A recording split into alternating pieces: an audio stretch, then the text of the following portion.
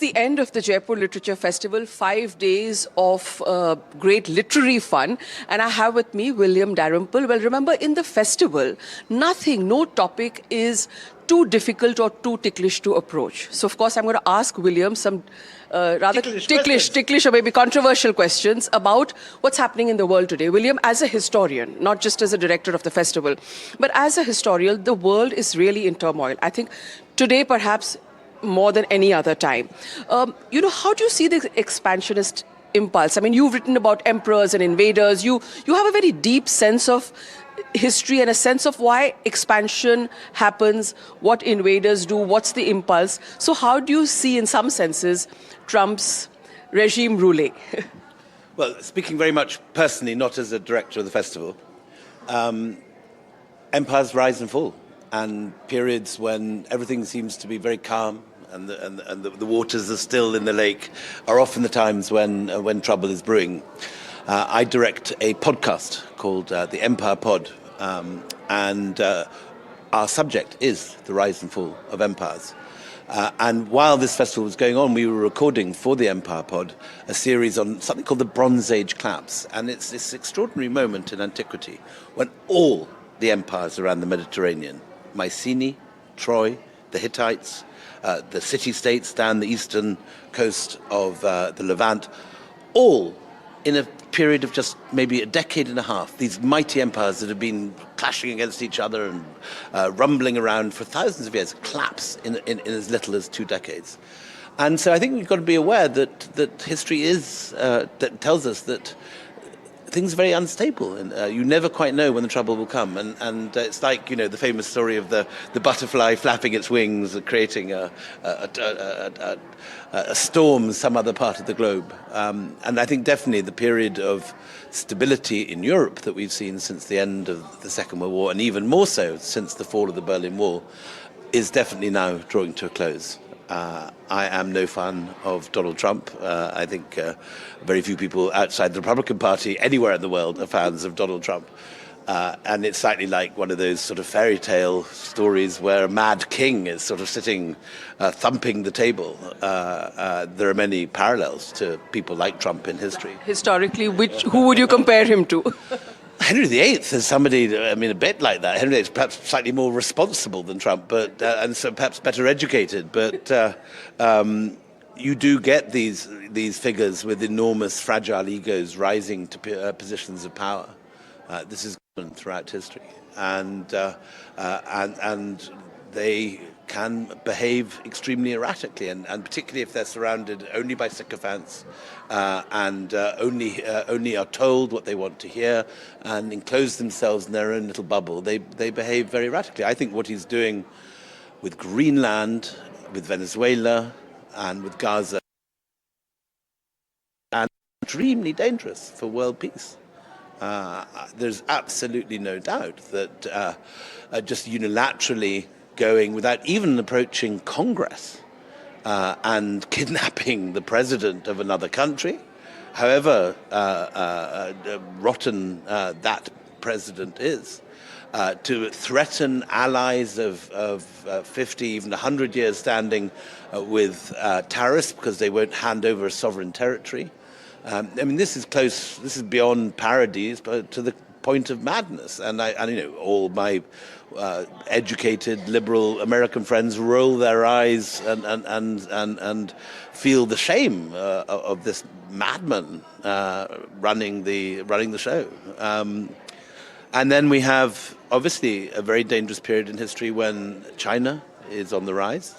And all the systems that mankind has built to contain violence, to limit war, to promote human rights, these are threatened by actions such as these. And if we enter a world where dog can just eat dog, which is actually the norm during history, and we hope that we'd evolved out of this and created institutions like the United Nations, like the statutes of human rights, international law. These are things that limit arbitrary, whimsical banging on the table by rulers who are not constrained by democracy or law.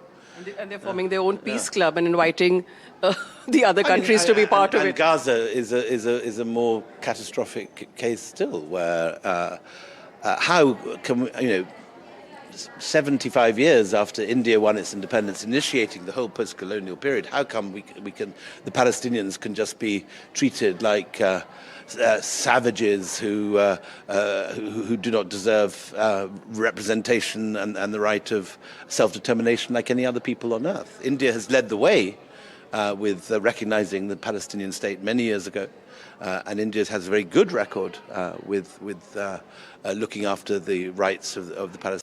My own country, Britain, has a terrible record and is responsible for this mess in the first place. But if you just come to Iran, because you have traveled there, and it has a Sufi past, it has many multicultural layers. How do you understand Iran today in the context of its history? Well, what happened in 1979 at the Iranian Revolution was a very extraordinary thing, which was that in the course of a whole series of uprisings with many different peoples involved in this, communists, left-wing, Republicans, the old tyrant, the Shah, got kicked out, and the revolution was hijacked by the Ayatollah and the mullahs, and another autocracy replaced the first autocracy.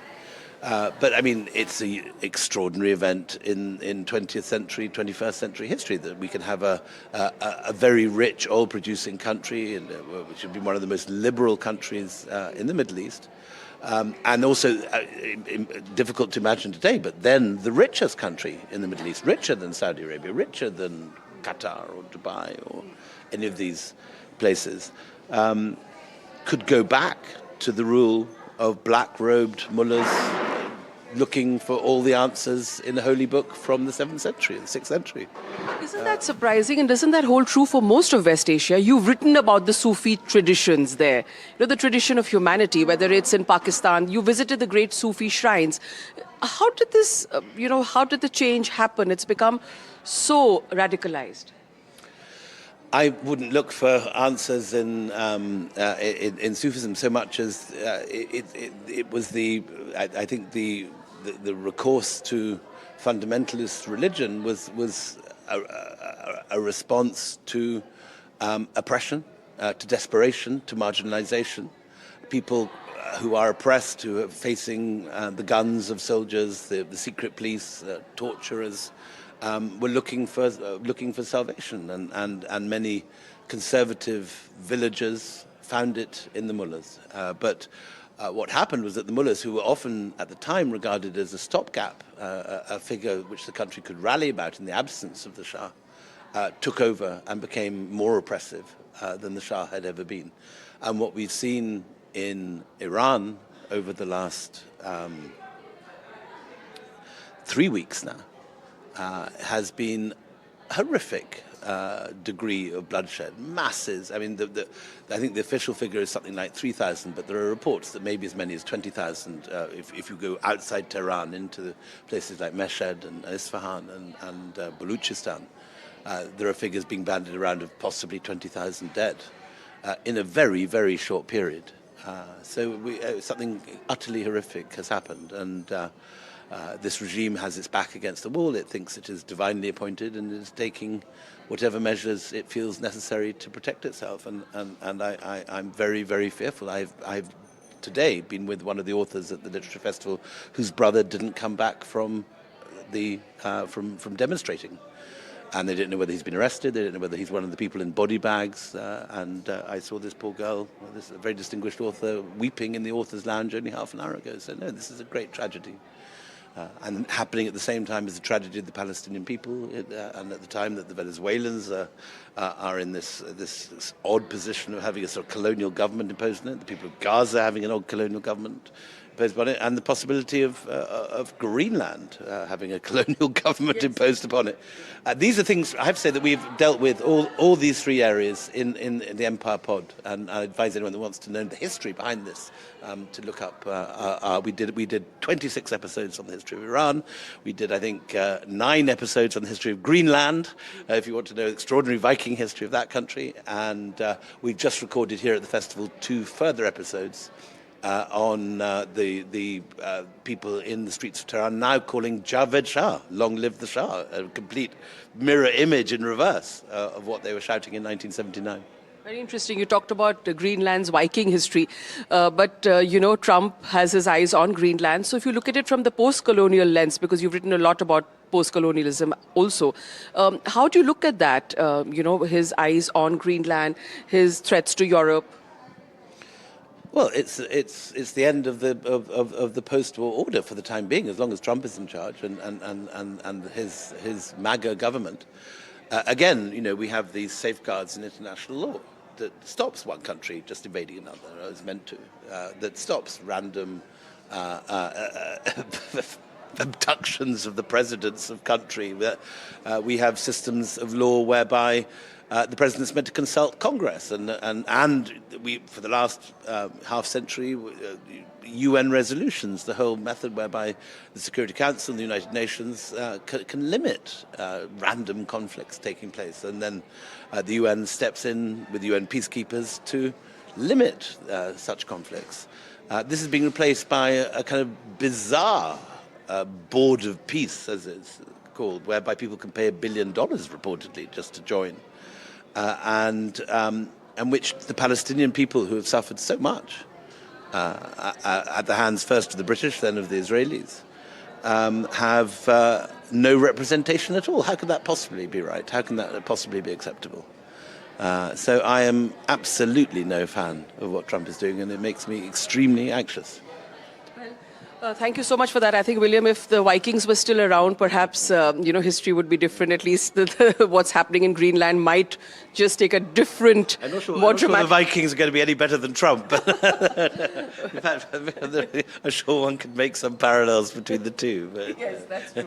That's true. Thank you so much for speaking to us, William Dalrymple, in conversation with NDTV.